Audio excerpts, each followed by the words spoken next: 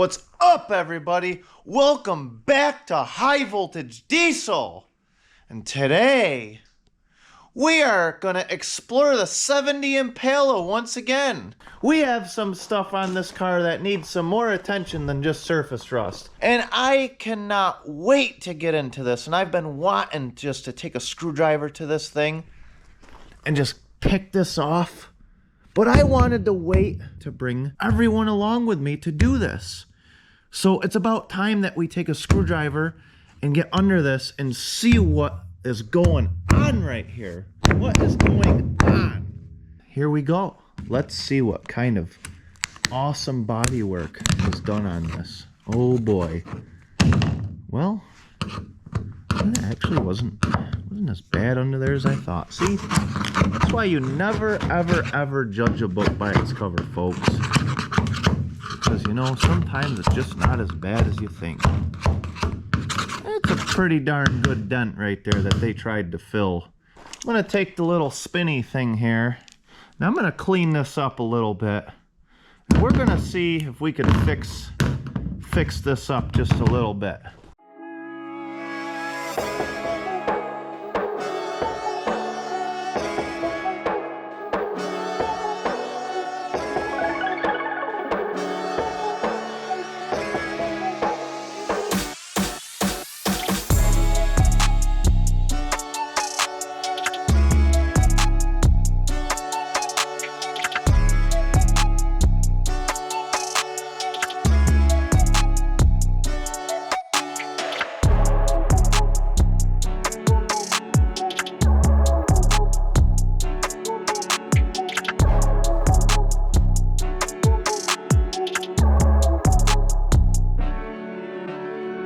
I could have just a little bit of forgiveness for the dude that did this if the dent was in a spot like underneath this brace right here, but it really isn't. The dent is actually not by the brace. The brace goes right here. Like, this easily could have been pounded out. This car deserves better than this, and that is what we are going to get with the arsenal of tools. We got a dolly and a hammer, and we are going to pound this out a little bit. And then what's going to happen is this roof is going to oil can like crazy. But we have a trick up our sleeve to make that not happen.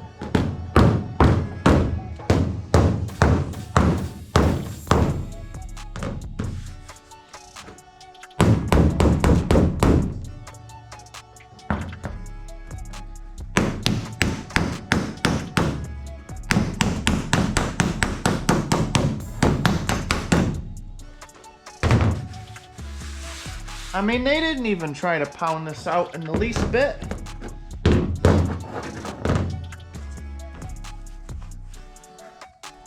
They didn't even put any effort forth for the old girl.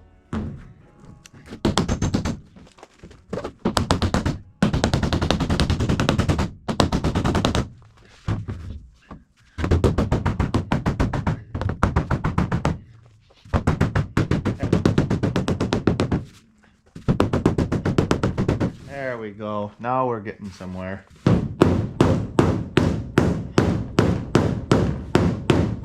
There, now we got an outie instead of an innie. Alright, so now as you can see, we're in a lot better shape, but we have a hump here. And it either pops down or it pops up. That's what you call oil canning. But like I said, we have a solution for that. And you guys are going to be like, you can't do that. But we will.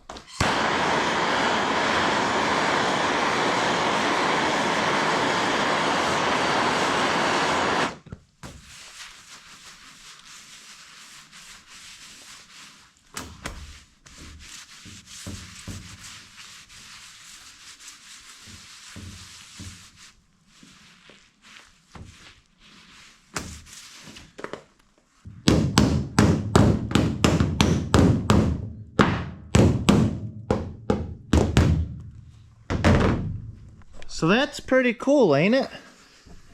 we'll do that a couple more times. Sometimes you got to do it in different spots, but eventually you'll get there.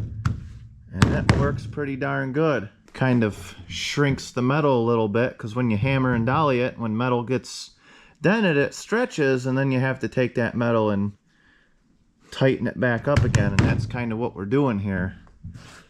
Especially on big flat panels like this, it makes it really hard to try to get that so it doesn't do that.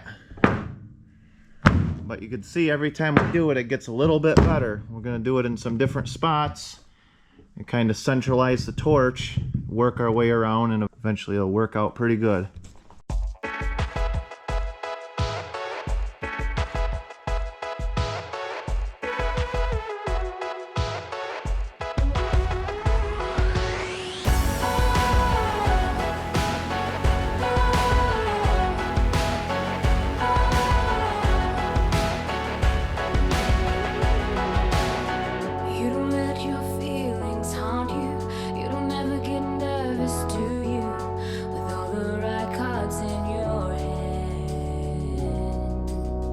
I'm breathing just to feel my body. You're screaming just to say you're sorry when it don't turn out the way you planned. It was more than a feeling, from the floor to the ceiling. I wish I knew how to tell you that I need someone to believe in, 'cause it hurts whenever I... All right. I just spent like the last 2 hours DAing the living crap out of this roof and wire wheeling all up in here nice, and just kind of making a nice work area. So this is the work area. Here's our little dent. You're never gonna get these 100% perfect, but it's a heck of a lot better than it was. It doesn't oil can anymore. Now all we'll need is a small layer of filler rather than a whole gallon in that spot. We've got a few dents here to contend with. And also, I don't know what happened, but we've found a couple holes. Hole there, hole there. We'll just touch those with the welder when we get the welder and fill those in. We'll be good. Those of you guys that are old enough, which is crazy because I can say I'm old enough now, but the older guys, maybe the younger guys will learn something. Back in the day, well, I mean, they're still, these old cars are called lead sleds. And this is why, right here, because all the panels, before the days that they had Bondo or plastic body filler, they used to use lead. Yeah, no wonder there was so many health problems back in those days, right? But yeah, this is all lead right here where this quarter's put on. And there's more. You'd find it everywhere, but a lot of times it's right here, and it's in this area depending on the kind of car you're working on. Like the Duster doesn't have the fender like this, has a cowl, and there's a ton of lead right here. But every car is a little different, but it's all about in the general area, same general area. And it's usually a lot. There's some of it in here, but it really depends.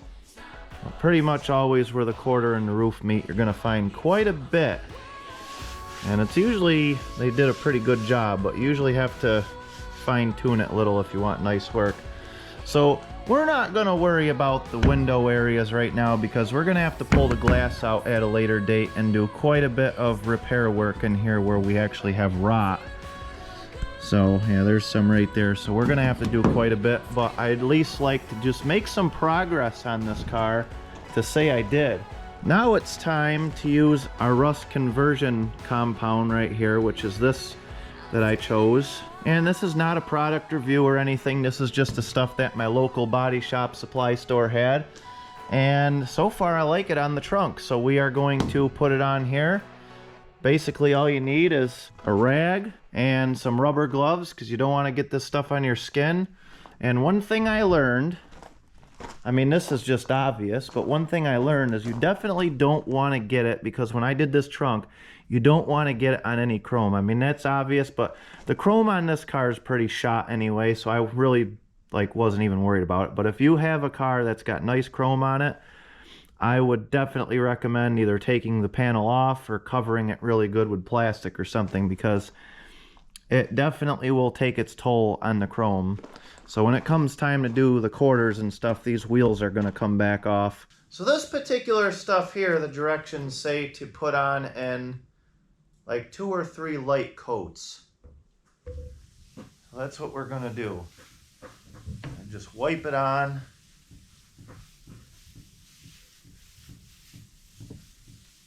They definitely said you don't need to go overboard on it. So we will try not to go overboard. The cool part about it is you can already see this stuff go into town. I started over there on that half of the roof, and you can actually see that that half of the roof is cleaner than this. So, like, that's pretty amazing. Like, already, even just wiping it on, like, all that brown color is immediately, like, just kind of metal color again. So that's pretty impressive. When I was much younger and I used to help my father do some of these jobs, and the acids that they had back in the day, I do think those work better. However, you couldn't even be in the same room when you were putting that stuff on metal because it was so bad. It just burned your eyes out. It was hard to breathe. And now, I mean, honestly, this stuff is just a little bit strong. But I mean, other than that, I'm totally fine being in the same garage right now, and it's really not bothering me at all. Where the acid back then, it was the real deal. And I remember like getting that on my skin once a long time ago, and it wasn't fun. So they say to let this sit for about 20 minutes or so and then do another coat, so that's exactly what I'm gonna do. Well, boys, here it is 24 hours later, and we put a green vinyl top on this thing. Look at this stuff. This stuff really seems to work pretty darn good. I'm pretty impressed with this. It's like just kills the rust. A lot of people say just paint or primer right over top of this, but the problem is, as you can see, that it just kind of like scales off. So, like, I just can't imagine painting right over that would really be a good bond. It just kind of scales off. So I don't know why you'd want to just primer right over top of that. So when I did the trunk, I'm just going to throw some 80 on the DA and just go over it and just take that scaling off, and then we'll call it good there. All right, now that we have our roof all etch primered, we're going to be getting some Duraglass here going on and going over some of these spots with a little bit of Duraglass. I like to use Duraglass before I Bondo anything. It just makes it a little bit more durable. We definitely do have quite the little low spot here.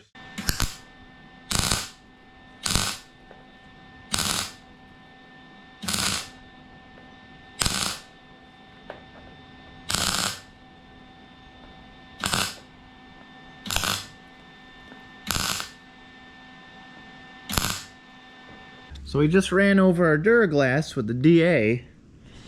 And now, before we put Bondo over top of it, this is actually quite the low spot, but it was really bad before. I mean, it's really not that thick. But anyway, you could see all these little light colored areas in here. Well, what those are is those are air bubbles in the Duraglass. And Duraglass, or any kind of thick filler, is famous for that. And if you want a decent job, well, first of all, if you want a decent job, we wouldn't have been doing what we're doing. We would have put a lot of fiberglass resin in the Duraglass and got it real thin, but I didn't have any at the time. But anyway, you're still going to get pits. And if you want a nice job, you take the time and you go through it with a razor blade. You ain't got to get every single last one of them, but get the bigger ones. Because what'll happen is after your nice car is painted, the sun is going to beat on it, and it's going to expand the air in these air pockets, and then you're going to end up with bubbles in the paint. And then you're gonna be like, well, that stinks because I just did all that work on painting the car. You can also take a wire brush over it lightly. Don't go crazy on it, but I would still recommend picking them out with the razor blade.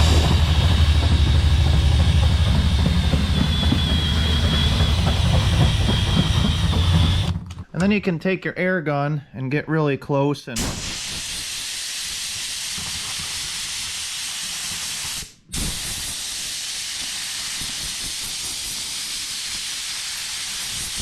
if you're not gonna do a good job anywhere else, at least try to do a good job on those parts so you can not have a bubble down the road. When you put your filler in, you really want to squish it down in so you fill all those air pockets up. Like really hard, like this. In all different directions. And then after you squish it down, that's when you want to start building it.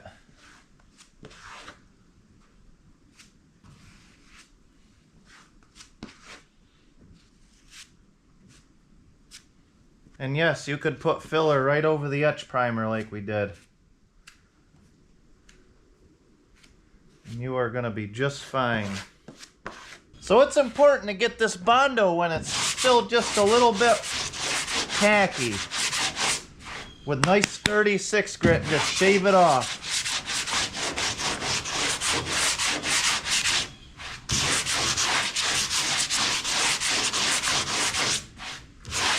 You'll have a lot of amateurs tell you, you can't do that. You have to let it harden completely before you sand it.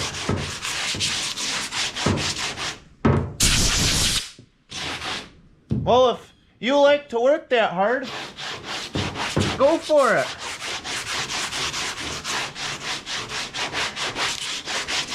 Thing is, you just have to keep cleaning sandpaper out. Now you don't want to sand it all the way down until it's completely smooth like this. You're just trying to shave the bulk of it off.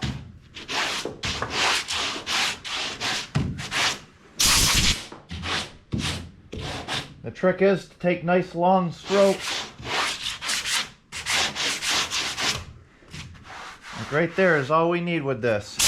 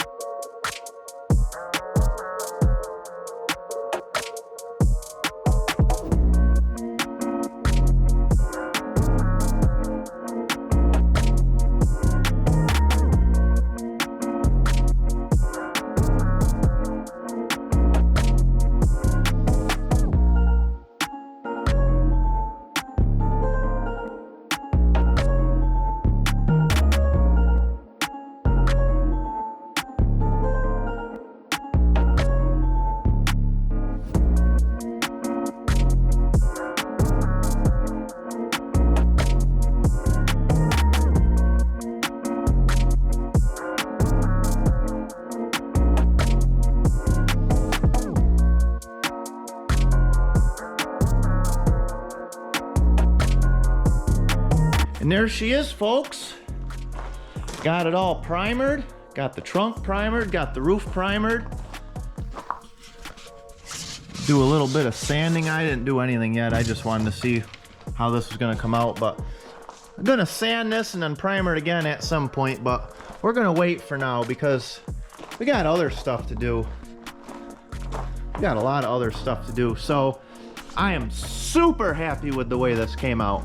If you don't want to miss any future videos of the 70 Impala, make sure you subscribe and like this video because it really helps me out. And I'd really want to start making some more videos because this is where we want to go. We want this car to come out sweet. Thanks for watching.